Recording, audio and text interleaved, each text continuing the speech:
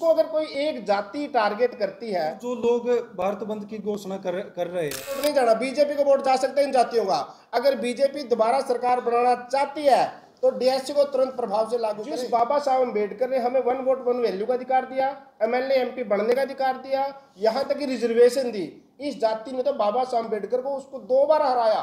उसको संविधानिक वो जाति ना संविधान को मानने वाली है ना बाबा साहब को मानने वाली है। भारत बंद की घोषणा कर रहे हैं। इस फैसले सुप्रीम कोर्ट के फैसले के विरोध में उनको एक चीज और मैं उनको एक बात बताना चाहता हूं कि जो लोग सुप्रीम कोर्ट के फैसले के विरोध में भारत बंद कर रहे हैं, बाम सेफ के राष्ट्रीय अध्यक्ष ने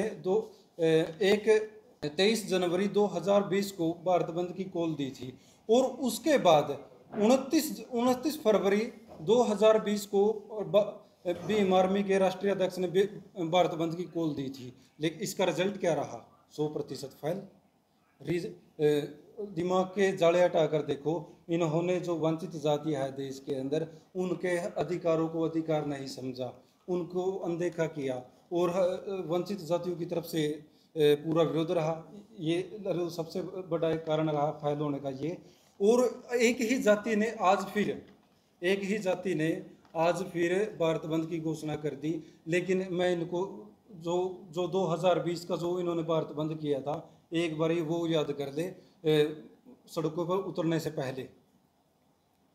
और हाँ जी सुप्रीम कोर्ट के फैसले के बाद ये बवाल मच रहा है, तो भाईचारे में इसमें दिक्कत नहीं बनेगी? आप इस तरफ से बोल रहे हैं, वो उस तरफ से बोल रहे हैं, पोस्टर रिपोस्ट हो रही है, इसमें भाईचारे में दिक्कत नहीं बढ़ने की संभावना है? जी देखिए, बात ये है, भाईचारे के अंदर किसी भी तरीके से कोई दिक्कत नहीं आएगी, क्योंकि देखो जिन लोगों ने आरक्षण की जो मलाई चाटी है, और ये मलाई ये लगा लो देश की आज़ादी के बाद का मामला नहीं है आरक्षण की मलाई का।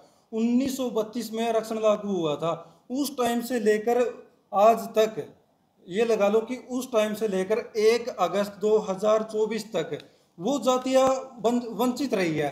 तो ये बताओ कि भाईचारे के अंदर फूट किस तरीके से पड़ेगी? मान के चलो कि एक बाप के 4 किले हैं और उसके 2 बेटे हैं।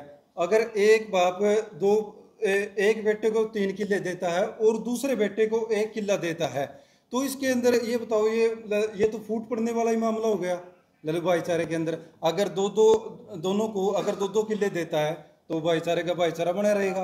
और सबसे बड़ी बात, अगर आरक्षण का जो वर्गीकरण होता है और आरक्षण का वर्गीकरण के बाद अगर दोनों तबके शैक्षणिक, आर्थिक और सामाजिक आधार पर उठते हैं, तो ये लगा लो कि दोनों के बीच में मजबूती होगी। सुप्रीम कोर्ट के फैसले बाद भी हरियाणा में लागू नहीं हुआ वर्गीकरण, तो क्या कुछ लगा आपने, क्या रुख हरियाणा सरकार का? मैं थोड़ा सा बताना चाह रहा हूँ आपने 1975 में जो ये एक एक्ट बना, जिसको पंजाब में ए और बी कह रहे हैं, रिजर्वेशन में रिजर्वेशन का, उस समय भाजपा सरकार नहीं थी, उस समय कांग्रेस सरकार थी, कांग्रेस। और हरियाणा में जब ये 1994 में लागू हुआ, उस समय भी कांग्रेस सरकार थी। तो इसमें भाजपा का कोई फूट डालने वाला नहीं है। ये एक स्पेशल जाति जिसका सदियों से चतुराई का काम रहा है, और चतुराई के कारण ही वो हर जगह काबिज हो पाई है, ज़्यादा राजनीति में। अब ये गुरनाम सिंह आयोग की जो आपको एक आंकड़े दिखाए गए थे ना, इसमें जब 1994 में हमें रिजर्वेशन मिली शिक्षा में और रोजगार में, तो 94 से लेकर 2006 तक के बीच के जो आंकड़े रहे, क्लास 1 में हमारा 49 और 51 का फर्क रह गया था सारा। और आज अगर हम देखें ना 2006 के बाद के जो हम रिजल्ट देख रहे हैं, कुरुक्षेत्र विश्वविद्यालय में टोटल एससी के जो असिस्टेंट प्रोफेसर है 73 हैं, और 73 में अकेली जाति चमार के 56 प्रोफेसर है। और हेड ऑफ डिपार्टमेंट की बात करें तो 18 सीटों पे जो काबिज है वो 18 हेड ऑफ डिपार्टमेंट एससी है, और 18 में से 17 हेड ऑफ डिपार्टमेंट चमार जाति के हैं। ये कहीं ना कहीं गैर बराबरी का मामला जो था, और पूरे देश से दलीलें जब गई, उस पे 18 साल से सुप्रीम कोर्ट का एक विचाराधीन मामला था, और बड़ी 4 जजों की बेंच ने, 5 जजों की बेंच ने और 7 जजों की बेंच ने फैसला जो दिया है, इसको अगर कोई एक जाति टारगेट करती है तो आप उसको संविधानिक, वो जाति ना संविधान को मानने वाली है ना बाबा साहब को मानने वाली है। और थोड़ी सी बात मैं अगर करूं भी, जिस बाबा साहब अम्बेडकर ने हमें 1 वोट 1 वैल्यू का अधिकार दिया, एमएलए एमपी बनने का अधिकार दिया, यहां तक कि रिजर्वेशन दी, इस जाति ने तो बाबा साहब अम्बेडकर को उसको 2 बार हराया। किससे उम्मीद रखेंगे हम? इनसे कोई ज्यादा उम्मीद रखने की जरूरत नहीं है। और मैं भाजपा सरकार को थोड़ा बताना चाहता हूं, भाजपा सरकार तीसरी बार हरियाणा में आने के सपने देख रही है और राइट ही बनता है। क्यों बनता है? अब के जो आंकड़े आए हैं लोकसभा के, 46 सीटों पे वो जीत दर्ज कर चुके हैं। बेशक से उनकी सीटें 5 आई हैं लोकसभा में, लेकिन 40 सीटों पे वो उनकी जीत दर्ज है। अब कुछ रख दियो, 40 सीटों पे वो जीत दर्ज कर चुके हैं। और बनता है, हर कंस्टिट्यूएंसी को डीएससी समाज प्रभावित करता है।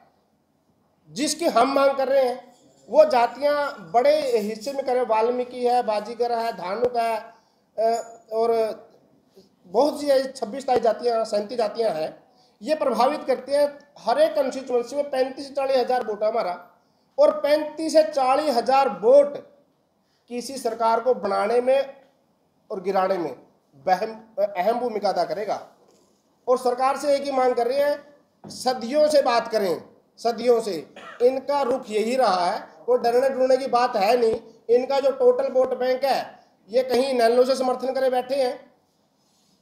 हाथी पे पढ़ना है, बीजेपी को वोट नहीं जाना। बीजेपी को वोट जा सकते हैं इन जातियों का। अगर बीजेपी दोबारा सरकार बनाना चाहती है तो डीएससी को तुरंत प्रभाव से लागू करे नौकरियों में। पहले तो मैं हमारे बहुत प्रिय साथी जो मंजीत कोथोर है, मनीष पुआड़ का, और जो है अपनी दागजा हरियाणा और अलचल का धन्यवाद करना चाहूँगा, जिन्होंने अपनी हमारी जो वंचितों की आवाज़ को जो आगे तक पहुँचाने का काम किया है।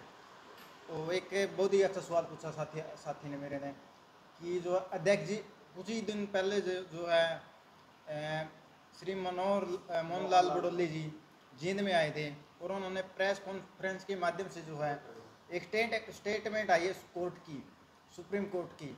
उसमें एक जजमेंट आया कि वर्गीकरण को लेकर, मतलब कोटा में से कोटा, अगर जो जातियाँ जो है आरक्षण से वंचित रही है, ऐसी जातियों को जो है कोटे में से कोटा दिया जा सकता है, और हम उसका समर्थन भी करते हैं। डीएससी वर्ण की संपूर्ण जाति वो भी उनका समर्थन करती हैं। और इसको लेकर जो है अभी जींद में प्रेस कॉन्फ्रेंस हुई थी, उसके अंदर भी मोहन लाल बड़ौली जी ने एक बयान दिया था कि जो सुप्रीम कोर्ट का फैसला आया है, हम उसी के आधार पर जो है वर्गीकरण को लेकर तैयार हैं। मतलब इसको करने के लिए पूरे से तैयार है, जो संविधान की जो वो है उसी अनुसार काम करेंगे। कैबिनेट में भी आवाज उठी है, तो क्या कुछ आपने रुख लगा सरकार का? कैबिनेट में अगर बात करें तो मनीष जी ने हमारा बहुत अच्छा सवाल पूछा है। अभी जो है कुछ ही दिन पहले जो है कैबिनेट मंत्री की मंडल की जो है बैठक हुई थी, उसमें जो है हमारे बिशंबर सिंह वाल्मीकि जी ने पुरजोर तरीके से माननीय मुख्यमंत्री नायब सैनी जी के समक्ष जो है डीएससी रिजर्वेशन जो है, जो सुप्रीम कोर्ट का आदेश आया, उसके आधार पर जो है मांग रखी है, और उसी फैसले पर जो है माननीय मुख्यमंत्री ने जो है उस फैसले को एससी आयोग तक भेज दिया है। और हम उसकी प्रतीक्षा में कि आयोग भी हमारी उस मांग को जो है पुरजोर तरीके से मतलब उसका समर्थन करेगा, उसको लागू करने का वो करेगा। सरकार की मंशा के लिए, क्योंकि 2014 में भी एक बहुत बड़ी रैली हुई थी कैथल में, और 2019 का चुनाव उस टाइम भी ये मुद्दा बना था कि एससी हम लागू करेंगे, लेकिन अभी तक नहीं हुआ। आने वाले 2024 चुनाव आगे विधानसभा सुप्रीम कोर्ट का जो एक फैसला 5 जजों की बेंच से पहले आया था 2020 में, और उसमें हरियाणा सरकार ने हमें शिक्षा में रिजर्वेशन दे दी आर्टिकल 15 का वाला देते हुए। और अभी भी हमें लग रहा है कि सरकार जल्द ही इस मामले को पूरा करेगी। आर्टिकल 16/4 इस दायरे में आता है, और सुप्रीम कोर्ट की जो जजमेंट है उन्होंने साफ साफ कहा है कि राज्य सरकारें इसको तुरंत प्रभाव से लागू करें, और ये सारी पावर एक राजा को है, स्टेट के मुख्यमंत्री को है। मुख्यमंत्री ने SC/ST आयोग को भेजा है कि उस वे पे वो उसको लागू करेगा, और हमें पूरी उम्मीद है कि वो उसको लागू करेंगे। जी, 1994 में जो है भजन लाल की जो है सरकार थी, उस टाइम भजन लाल जी मुख्यमंत्री थे, और जो है गुरनाम सिंह आयोग की जो रिपोर्ट थी, डीएससी वर्ग के तमाम लोगों ने मतलब SC A और B 2 श्रेणियों में जो है बंटा हुआ था। तो माननीय भजन लाल जी ने उस दौरान जो है गुरनाम सिंह के जो आंकड़ों को देखते हुए इसको पूर्णतः लागू कर दिया था। और उसके बाद भी जो है डीएससी वर्ग के तमाम लोगों को एससी वर्ग की बी श्रेणी और ए श्रेणी को बराबर का हिस्सेदारी हुई थी। तो उसके बाद जो है निरंतर ये चलता रहा। 2006 के अंदर कांग्रेस ने हुड्डा सरकार में कुमारी शैलजा ने मिलकर एक षड्यंत्र के तहत मतलब इसको आरक्षण को बिल्कुल खत्म कर दिया था।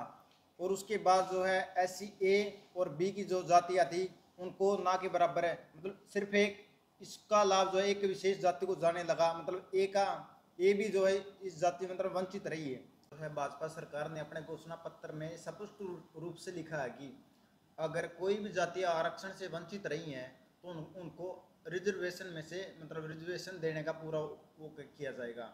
अभी जो है सुप्रीम कोर्ट का जो फैसला आया है तो इसका डीएससी वर्ग की तमाम जातियाँ जो समर्थन भी करती हैं।